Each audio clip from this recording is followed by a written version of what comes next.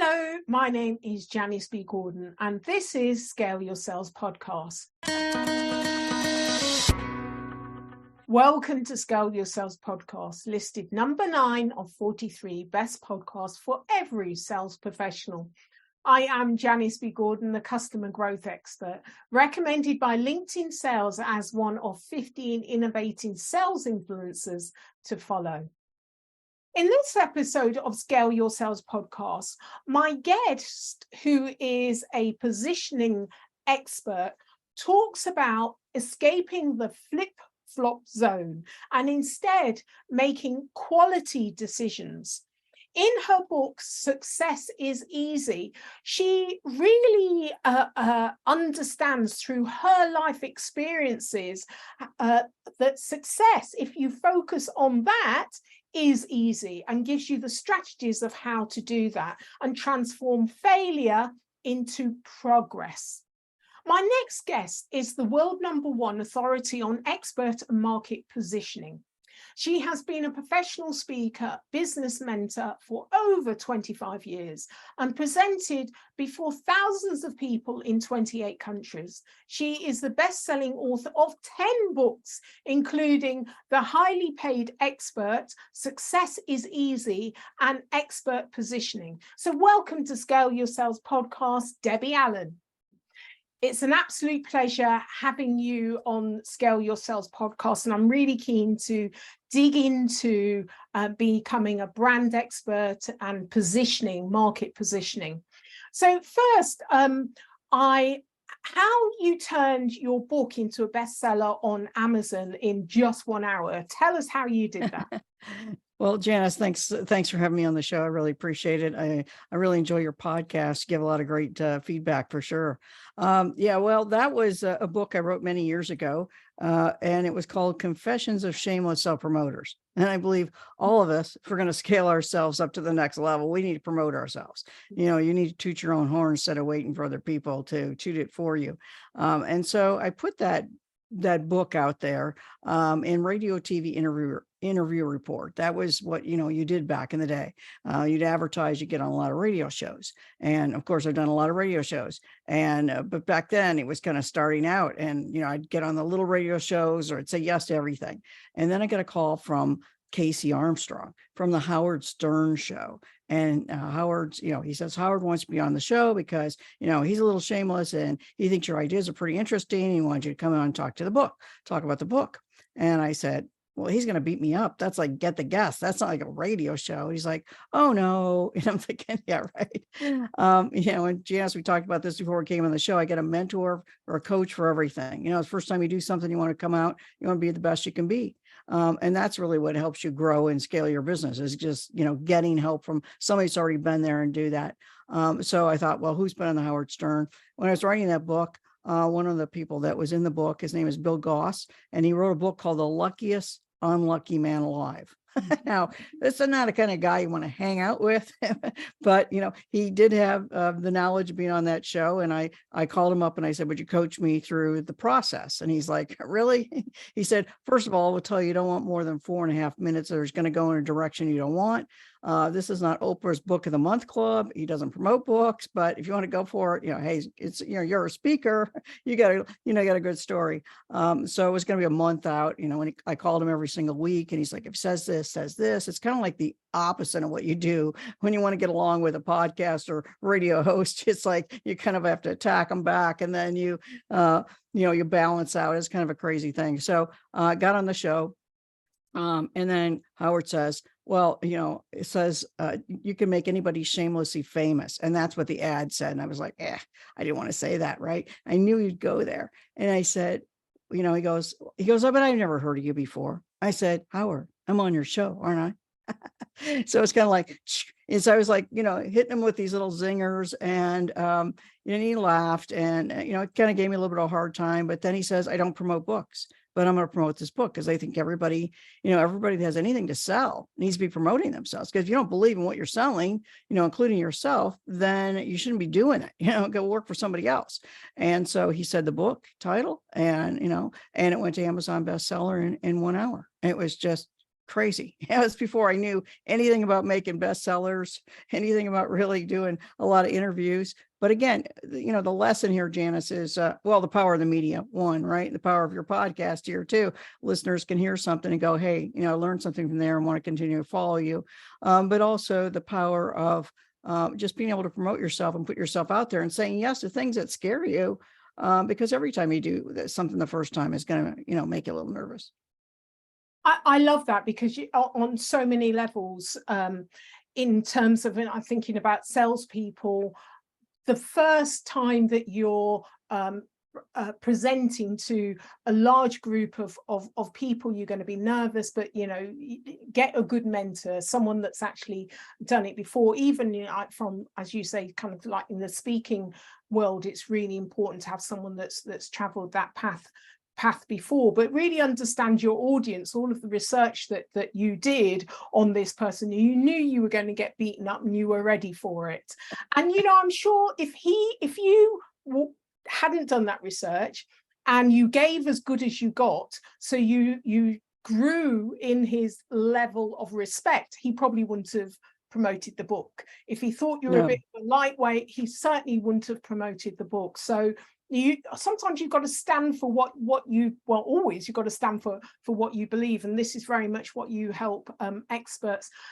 Salespeople have to stand for what they believe as well. So what are the kind of top tips that you would give in order to help someone that might be employed by a company, so they think, well, it's the company brand, it's not me, mistake. What would you say to that individual about the importance of managing your own profile? Yeah, you have to have your own personal brand. I mean, if you're really not making a mark within an organization, you're so easily replaceable. And a lot of people think they make a lot of money. I call that the golden handcuffs. Even the professional speaking world, even as an entrepreneur, you can create the golden handcuffs, be a very successful professional speaker traveling the world. I did 28 countries in 3 years. And it was like, it was really kind of the golden handcuffs. If I hadn't reinvented myself to other ways of using speaking as a skill to sell, I would never be where I'm at today, because you can't just be a road warrior in the world of professional speaking. You have to have other income streams. And I think the same thing is true with anybody that's working for a corporation. You need to have a side hustle. You need to have something. And especially we're talking about sales. If you can sell something, you can sell anything, right? And if you can't speak your mind and be your own person when you're working for an organization, then you shouldn't be there. Because I always say, Janice, if it's not fun anymore, I don't want to do it. It's got to be fun. Even in my own business, it's like, I'm going to reinvent myself, or I'm going to do something different, or not, do this stream of income anymore because I don't enjoy doing it. And I think that's what we're put on this earth for, is be independent. I was a very independent child, even in my teen years. It's like, I was a terrible student in high school, didn't want to learn what I didn't, what I had to learn. But I was really good at learning what I loved to learn. And I think that's true of a lot of entrepreneurs. And I've been an entrepreneur since I was 19 and never even applied for a job. So yeah, I'm probably not a good person to ask that question, because I would either be owning the company or getting fired, because I'd be speaking out too much. So take a little bit of my advice, but maybe not all of it if you really need that job right now. But I think that salespeople can write their own ticket. I think that's one of the highest paid jobs there will ever be, when you can really sell. And again, when I came into the speaking world, I didn't know that selling was going to be the number one thing that helped me be so successful in this business. Because it wasn't just selling the next speaking engagement. It was learning to use the skill of speaking to sell high-end programs. And again, I realized that you don't have to sell a lot. You sell, high end, and, you get real high quality clients. And so, I learned that kind of out of desperation. When the 2008 financial crisis happened, really hit hard in the US, and there was no business. And I was at the height of my speaking career. So if you're listening to this now, I'm at the height of my corporate career. I can't rock the boat. I can't speak my mind. Hey, you don't know tomorrow that you're going to have that job.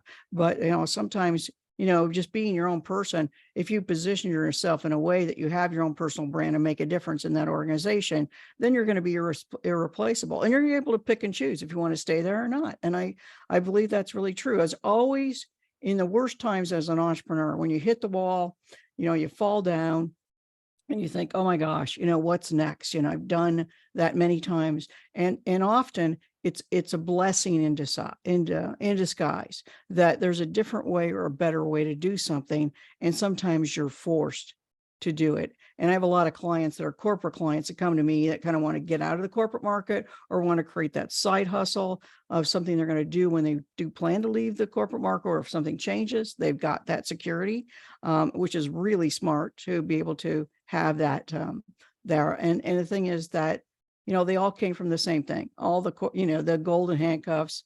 Yeah, I'm making a lot of money, but there's more than just making a lot of money. I'd like to have a voice and do what I want to do when I love doing.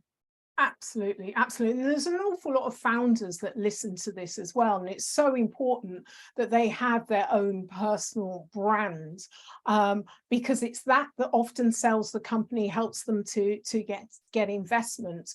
So, give us some strategies of how you would go about building your expert status, building your personal brand. Well, let's just talk about where you're just talking about right there, Janice. So somebody's coming from executive out of a corporate market, but they want to be an expert, and then maybe go off and do speaking or build their own entrepreneurial venture, an online business, whatever it is.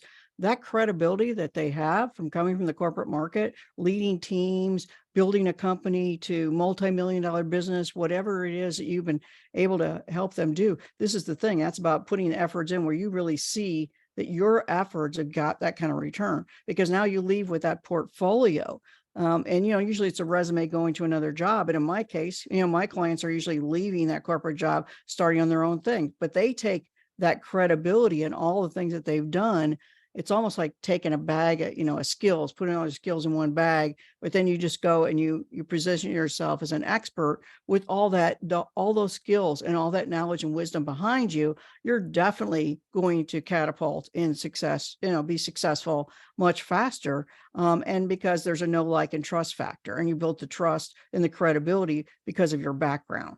And so that's also part of positioning. You take what you have done, but you reposition it for yourself, being an expert in whatever it is you want to do. And then I just talk about the skill of speaking, because speaking is the number one way to sell anything, because you put yourself out there as an influencer and authority. And most people are afraid of public speaking. So if you go up there and you do a great job as a professional speaker, public speaker, whatever it is you want to be, and then you with your enthusiasm sells a service or a product, you're going to be outweighing anybody else in sales, because that power of the influence, along with sales and the know, like, trust factor, puts you at the top of the game. So what about someone that hasn't got that corporate background, but they do have a product or a service, something that might be, there's going to be some uniqueness to it, but they need to get it out there. So they need to build their personal brand and their product offering awareness. So what would you say to them? Yeah, great question. I have a lot of clients that come to me and they go, I have an idea. Can you make it? Can you help me make money from it? Get your idea out there. Well, based on what I love teaching, I love personal development. I found a different way of teaching it, because in my background, and I'm talking about a client, not myself, but they've gone through therapy, they've gone through all kinds of coaching programs, and they found that they got results from this one thing that they discovered. And maybe they put their fingerprint on it and their own blueprint on it, their own system on it. But they really don't know how to really get that out there. They're like, I know it's going to help a lot of people because it's helped me. And then a lot of people start the speaking business or the coaching business because they have a passion or because they went through something hard and want to help other people. But that doesn't mean they know how to monetize it, right? So the first thing is you have to build a foundation. The foundation is your expert brand. And that is the critical piece. If you've heard recently, Elon Musk said that Twitter wanted the most, that they felt was most valuable in what they were selling when they sold Twitter, was our brand, our bird, the image, the bird, the logo. And he's like, well, I can redo this. I think he's going to call it X now or something like that. It's like, I even look at that bird and I think that's kind of old school. It's been around a long time, but in their mind, they felt that brand was so big. But when it's done right, that brand is huge, because the brand is what positions you. It's not just a logo.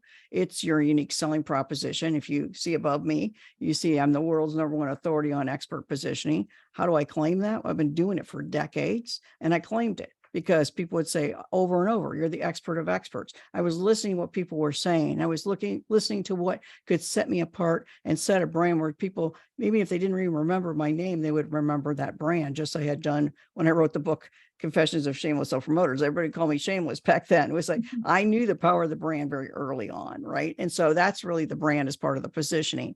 So you start with that, and then you kind of build from there. And a lot of people come again with the idea they have nothing. So we build out the entire brand, build out their website, then teach them the skill of speaking and offering their services.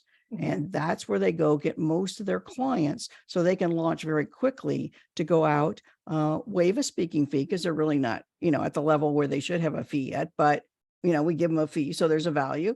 And then they waive the fee.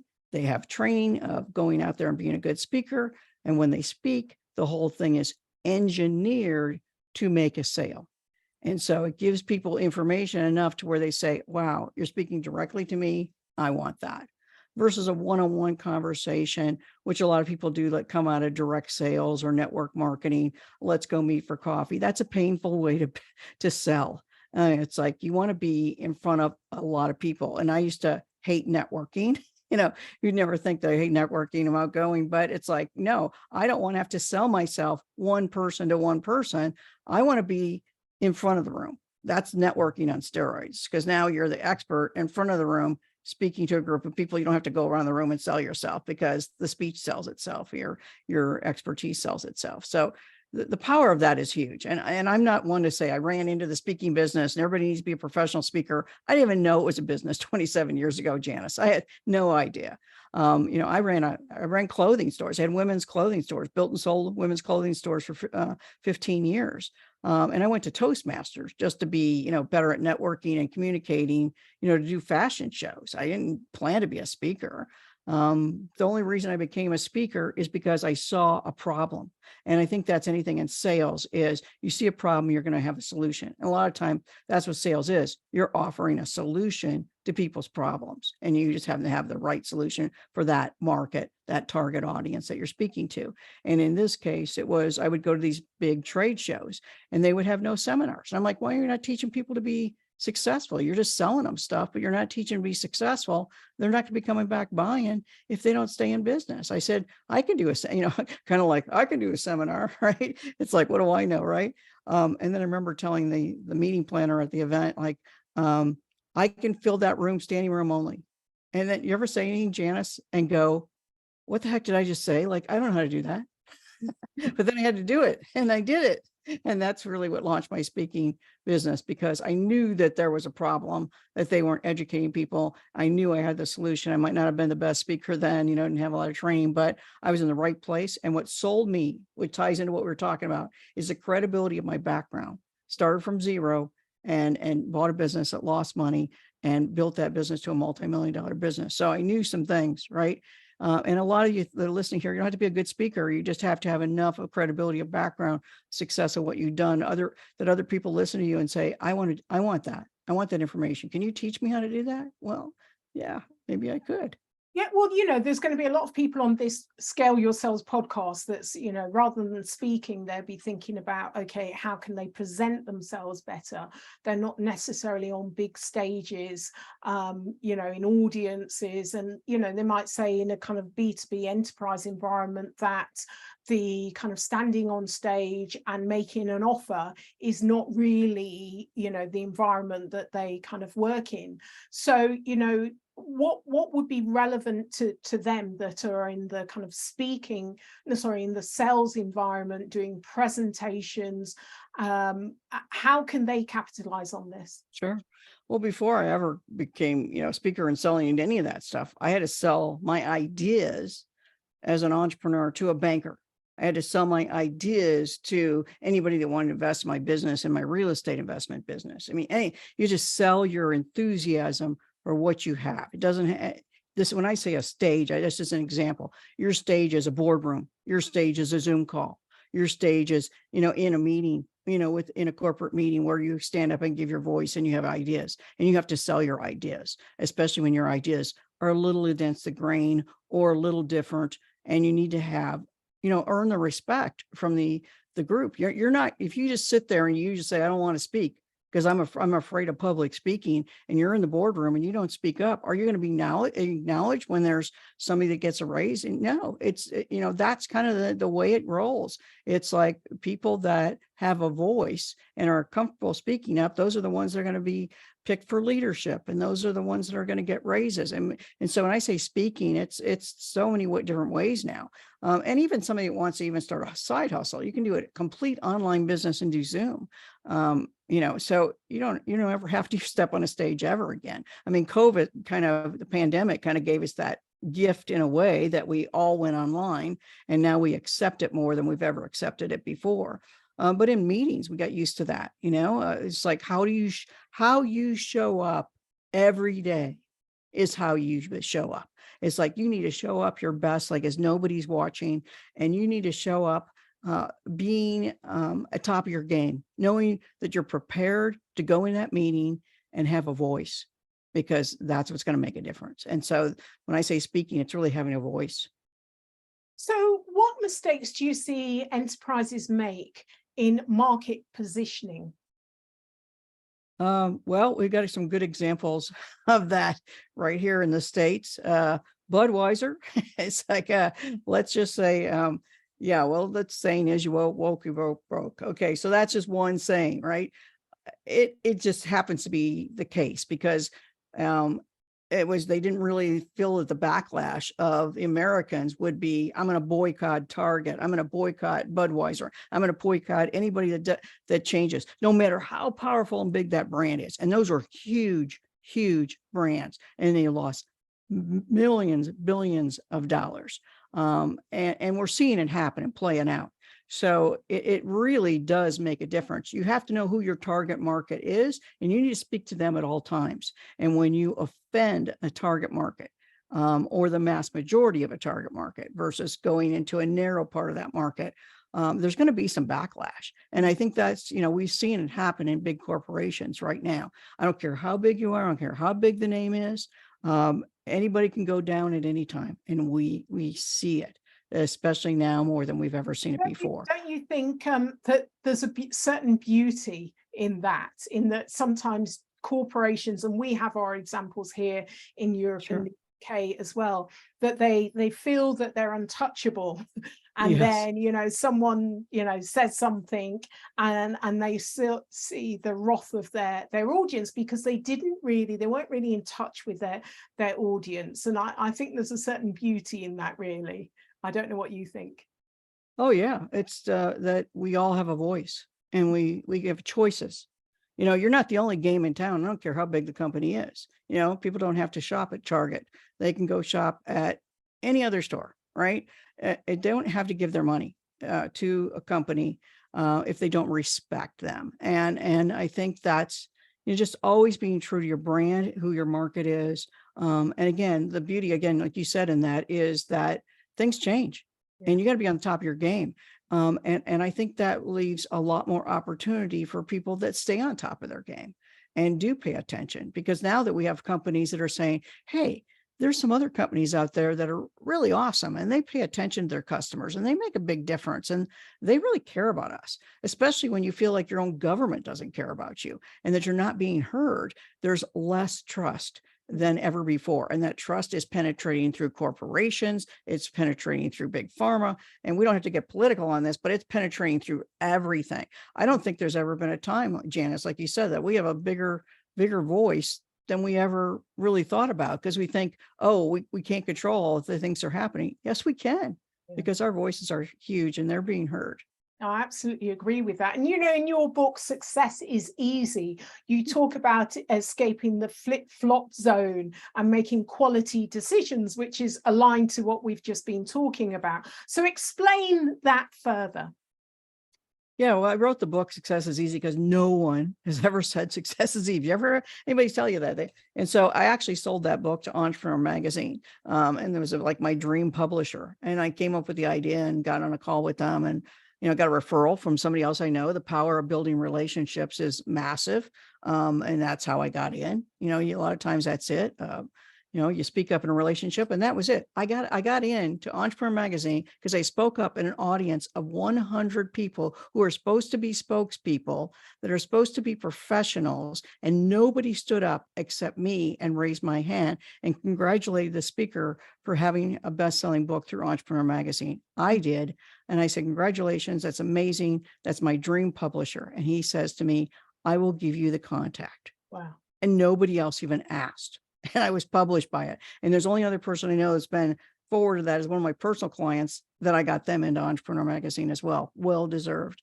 But they love the title because it was so different than what people have been taught growing up, that success is always hard. You have to do the hard things. But I think that, the flip-flopping of ideas, excuses, there's so many ways that success is hard. That's an excuse. I don't deserve success. That's an excuse. What if I fail? What if I take a chance and I fail? There's so many what ifs, right? I can't tell you how many times I've failed in life, but the successes are what shows up. Nobody sees that, all the things the way you had to fail forward to get there. And I believe that failure is just lessons.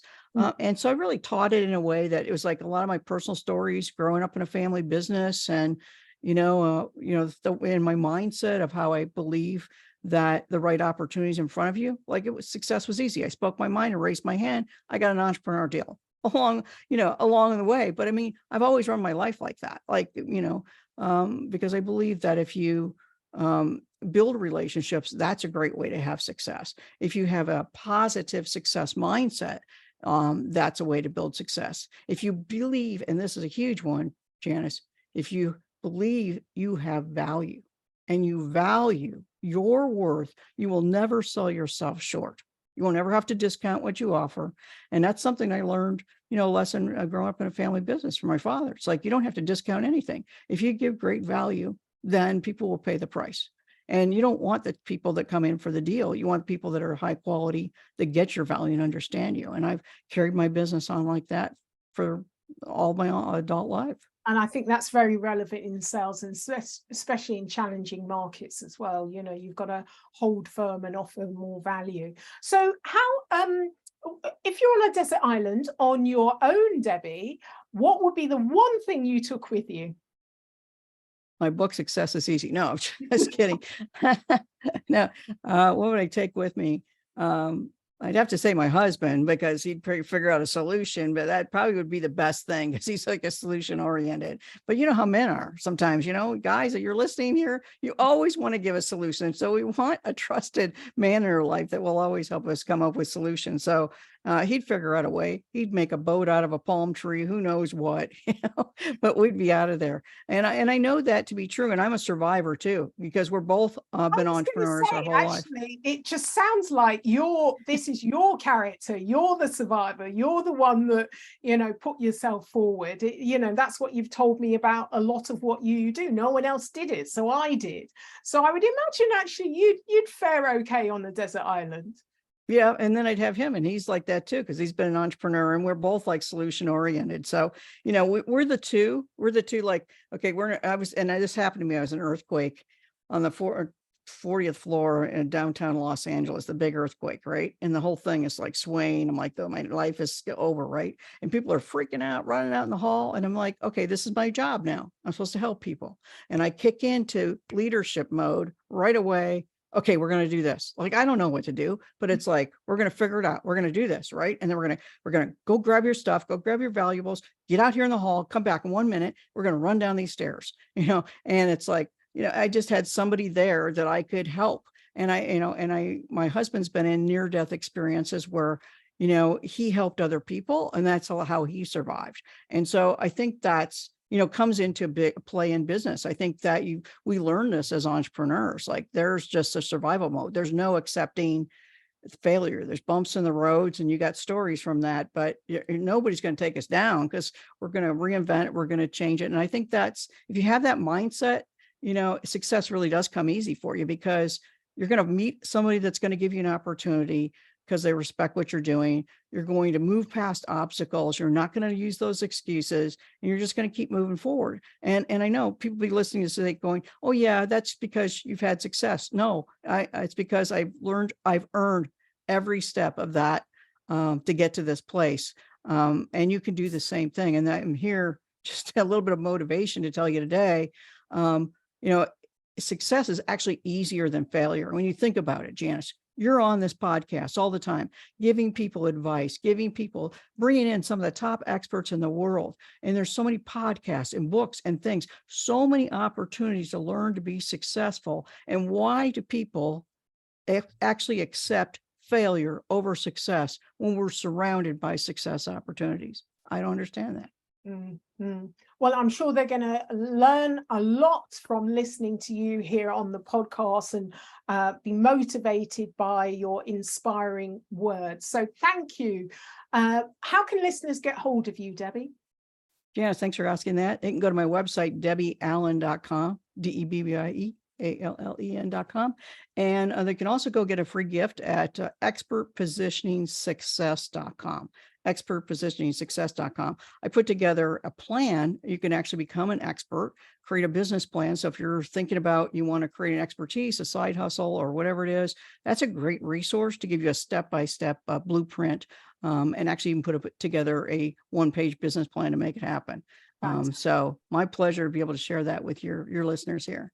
Excellent. Thank you so much for being a guest on Scale Your Sales podcast, Debbie Allen. Thank you so much. Thank you for listening to this week's episode of Scale Your Sales podcast. If you like this discussion, feel free to listen to other episodes or watch the captioned show on YouTube and subscribe to future episodes. I would really appreciate it if you would leave a positive review on iTunes. Thank you.